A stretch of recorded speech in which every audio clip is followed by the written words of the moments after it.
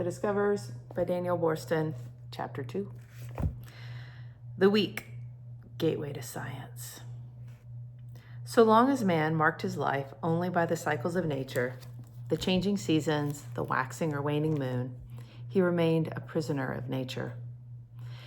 If he was to go his own way and fill his world with human novelties, he would have to make his own measures of time. And these man-made cycles would be wonderfully varied. The week, or something very like it, was probably the earliest of these artificial time clusters. Our English word week seems to come from an old High German word meaning to change or turn about, like the English vicar and the German Wechsel. But the week is no Western invention, nor has it everywhere been a cluster of 7 days. Around the world, people have found at least 15 different ways in bunches of 5 to 10 days each of clustering their days together. What is planet-wide is not any particular bouquet of days, but the need and desire to make some kind of bouquet. Mankind has revealed a potent, pressing desire to play with time, to make more of it than nature has made. Our own Western 7-day week, one of the most arbitrary of our institutions, came from popular need and spontaneous agreement, not from a law or the order of any government. How did it happen? Why? When? Why a 7-day week? The ancient Greeks, it seems, had no week. Romans lived by an 8-day week. Farmers who worked in the fields for 7 days came to town for the 8th day, the market day. This was a day of rest and festivity, a school holiday, the occasion for public announcements and for entertaining friends. When and why the Romans fixed on 8 days and why they eventually changed to 7-day week is not clear. The number 7 almost everywhere has had a special charm. The Japanese found 7 gods of happiness. Rome was set on 7 hills. The ancients counted 7 wonders of the world, and medieval Christians enumerated 7 deadly sins. The Roman change from 8 to 7 seems not to have been accomplished by any official act. By the early 3rd century AD, Romans were living with a 7-day week. There must have been some popular new ideas afloat. One of these was the idea of the Sabbath, which appears to have come to Rome through the Jews. Remember the Sabbath day to keep it holy, says the 4th commandment. 6 days shalt thou labor and do all thy work, but the 7th day is the Sabbath of the Lord thy God, and in it thou shalt do any work, thou, nor thy son, nor thy daughter, thy manservant, nor thy maidservant, nor thy cattle, nor the stranger that is within thy gates. For in 6 days the Lord made heaven and earth, the sea, and all that is in them, and rested the 7th day. Wherefore the Lord blessed the Sabbath day and hallowed it. Every week God's creatures reenacted his creation. The Jews made their week a memorial too of their liberation from slavery. And remember that thou wast a servant in the land of Egypt, and that the Lord thy God brought thee out thence through a mighty hand and by a stretched out arm. Therefore the Lord thy God commanded thee to keep the Sabbath day. Deuteronomy 5:15. When the Jews observed the Sabbath, they dramatized the again and again quality of their world. There were other less theological forces at work, such as a human need to refresh body and mind. The idea of a 7th day of rest, the very name Sabbath, from the Babylonian Sabbatu, appears to have survived from the years when the Jews were in Babylonian captivity. The Babylonians observed certain enumerated days, the 7th, 14th, 19th, 21st, and 28th days of the month, when specific activities were forbidden to their king. We find another clue in the name Saturday, which the Jews and Romans and others after them came to use for their Sabbath day. Among the Romans, Saturn's day, or Saturday, was a day of evil omen when all tasks were ill-starred, a day when battles should not be fought nor journeys begun. No prudent person would want to risk the mishaps that Saturn might bring. According to Tacitus, the Sabbath was observed in honor of Saturn because, quote, of the 7 stars which rule human affairs, Saturn has the highest sphere and the chief power. By the 3rd century, the 7-day week had become common in private life throughout the Roman Empire. Each day was dedicated to one of the 7 planets. Those 7, according to current astronomy, included the sun and the moon, but not the earth. The order which the planets governed the days of the week was Sun, Moon, Mars, Mercury, Jupiter, Venus, and Saturn. The order was not that of their then supposed distance from the earth, which was the normal order in which Dante, for example, later described the zones in the heavens, and in which the names of the planets were recited in the schools down to the time of Copernicus. Our familiar order of the names for the days of the week came from this order of the planets that the Romans thought governed the first hour of each day in turn. The astrologers of the day did make use of the order of the planets according to their supposed distance from the earth to calculate the influence of each planet on worldly affairs. They believed that each planet would govern an hour, then in the next hour would give way to the influence of the next planet nearer the earth, and so on through the cycle of all 7 planets. After each cycle of 7 hours, the planetary influences would begin all over again in the same order. The governing planet for each day, then, was the planet that happened to preside over the first hour of that day. And each day of the week thus took its name from the planet that governed its first hour. The result of this way of calculating was to name the days of the week in their now familiar order. The days of our week remain a living witness to the early powers of astrology. We easily forget that our days of the week are really named after the planets as they were known in Rome 2,000 years ago. The days of the week in European languages are still designated by the planets' names. The survival is even more obvious in languages other than English. Here, with the dominant planet, are some examples. So this will give you the English name, then the French, Italian, and Spanish.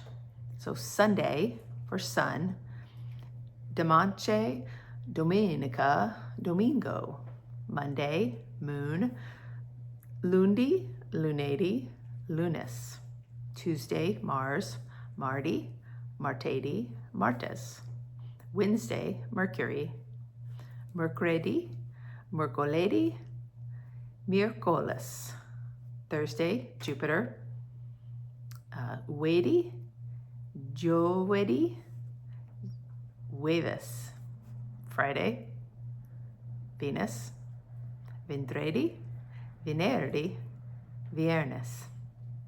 And Saturday, Saturn, Samedi, Sabato, Sabado. When peoples have tried to extinguish ancient idolatry, they have replaced the planetary names with simple numbers. So the Quakers call their days first day, second day, and so on up to seventh day. They hold their religious meetings not on Sunday, but on first day. In modern Israel, too, the days of the week are given ordinal numbers.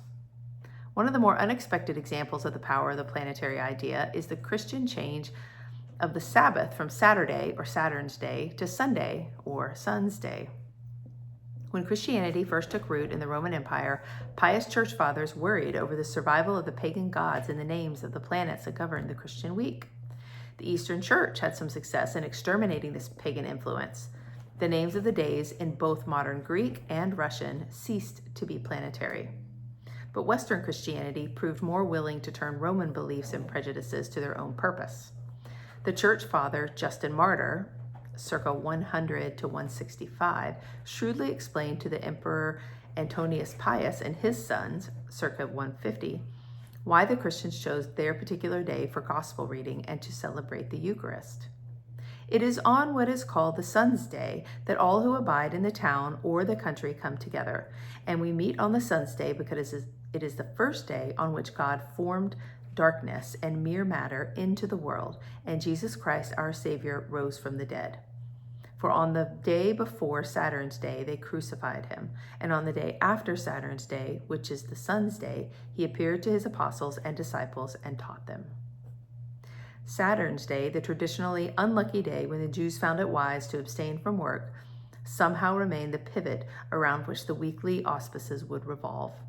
But there were still other influences.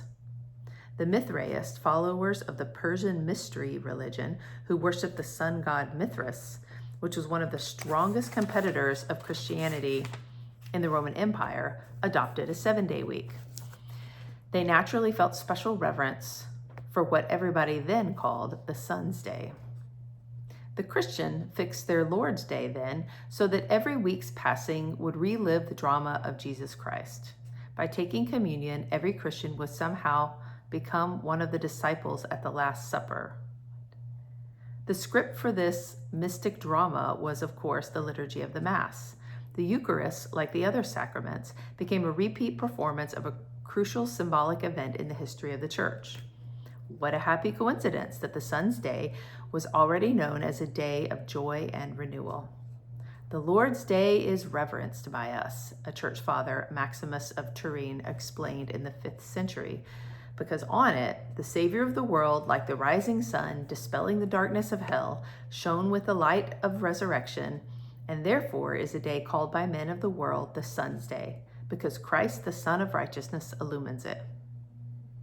The Son's Day, like the first David, prefigured the dazzling light of the sun in the true Savior. The Church Fathers made this coincidence further evidence that the world had been preparing for the Savior's coming.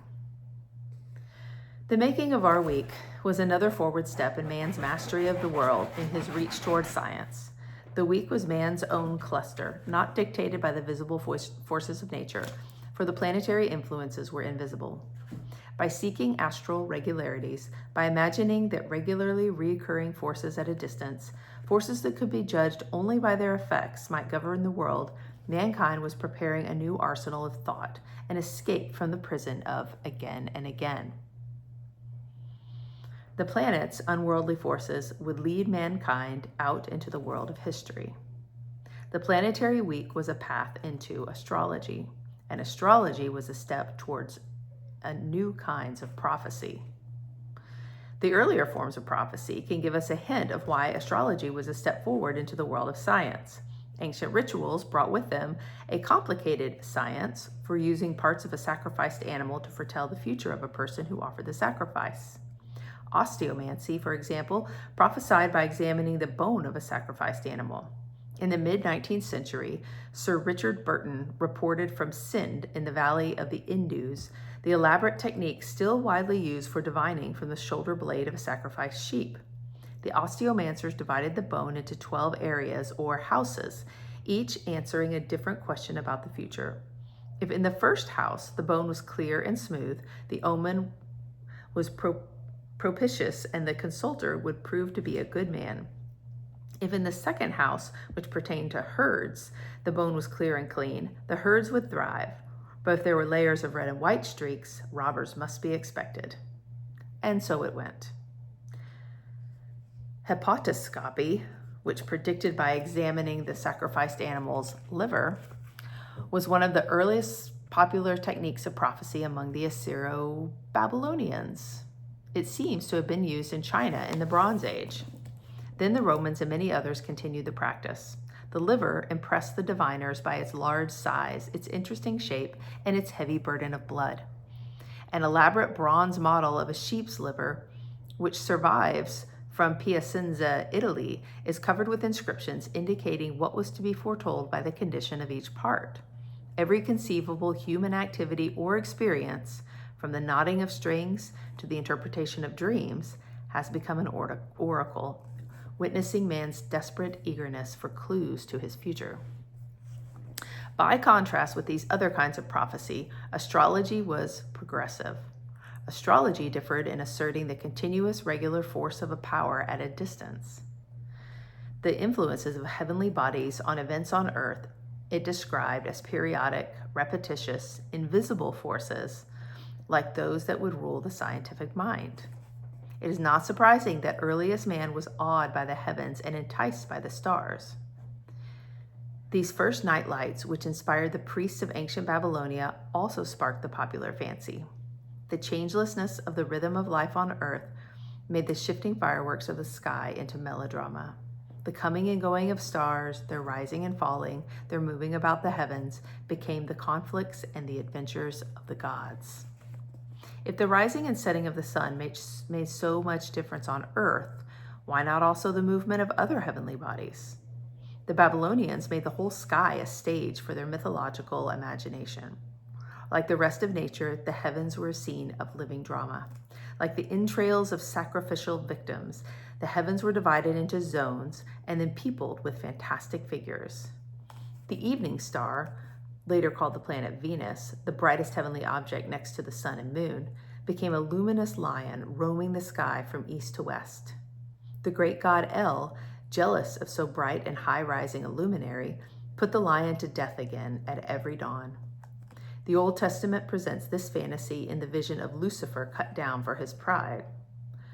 How art thou fallen from heaven, O Lucifer, son of the morning? For thou hast said in thine heart, I will ascend into heaven. I will exalt my throne above the stars of God. I will ascend above the heights of the clouds. I will be like the Most High.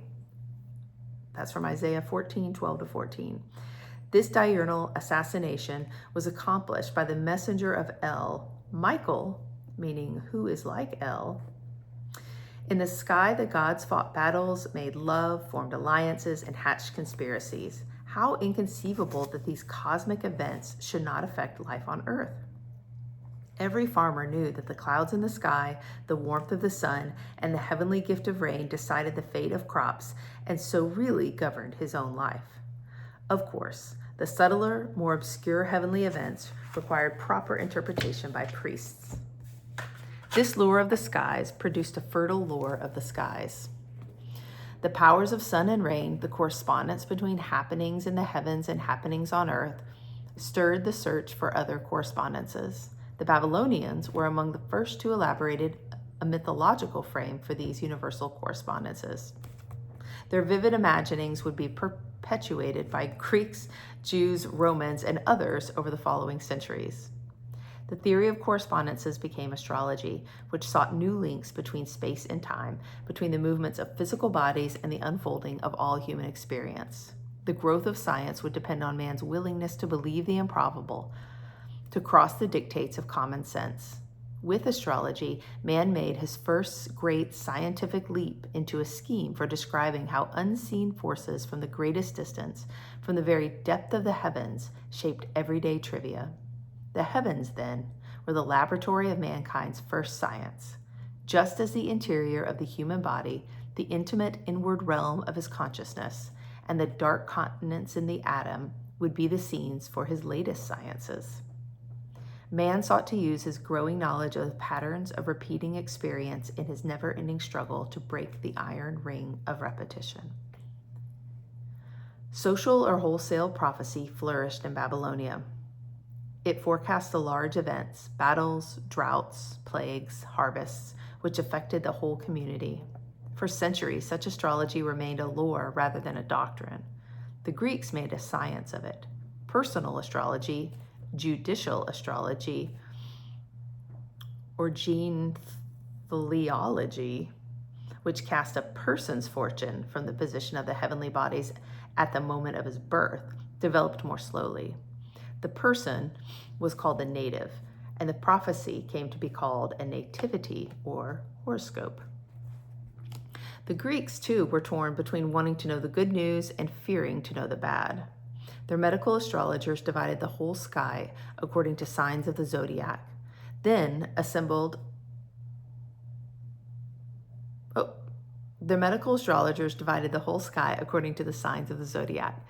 assigned a particular stellar force to each part of the body. Then Greek anti-astrologers attacked the whole dogma of astral forces with arguments that would last into modern times. The names assigned to the stars, the anti-astrologers argued, were quite accidental. Why should this planet be called Mars and that Saturn or Venus? And why did the astrologers limit their horoscopes to human beings? Would not the same astral fortunes govern all animals? And how could astrologers explain the different fortunes of twins? The Epicureans, whose philosophy was built on the belief that each man's freedom to shape his destiny, attacked astrology as a way of making men think they were mere slaves of the stars. In ancient Rome, astrology attained an influence seldom equaled in later centuries. Astrologers, called Chaldei after the Chaldean or Babylonian origins of the science, or mathematici, from their astronomical calculations, were a recognized profession whose repute varied with the turbulent times. Under the Roman Republic, they became so powerful and so unpopular that in 139 BC they were expelled not only from Rome, but from all Italy. Afterwards, under the Empire, when their dangerous prophecies had brought several astrologers to trial for treason, they were repeatedly banished. But the same emperor who had banished some astrologers for their ominous forebodings would employ others to guide his imperial household. Some areas were declared off limits. In the late Empire, even when astrologers were tolerated or encouraged, they were forbidden to make prophecies about the life of the emperor. Christian emperors failed in their efforts to discourage astrology. There are many, the historian Ammianus Marcellinus recounted in the late 4th century after Constantine officially converted the empire to Christianity, who do not presume either to bathe or to dine or to appear in public till they have diligently consulted, according to the rules of astrology, the situation of Mercury and the aspect of the moon. It is singular enough that this vain credulity may often be discovered among the profane skeptics who impiously doubt or deny the existence of a celestial power. By that time, the powers of the 7 planets were attested by the quiet transformation of the 8-day week into the week of 7 days, with each day now subordinate to one of the 7 planets. When Romans attended the imperial circus, the astral powers were seen everywhere. Over each of the 12 stalls, which the chariot started their race, there appeared a sign of one of the 12 constellations of the zodiac. Each of the 7 tracks of the race course was intended to represent a heavenly circuit of one of the 7 planets. That's the end of chapter 2.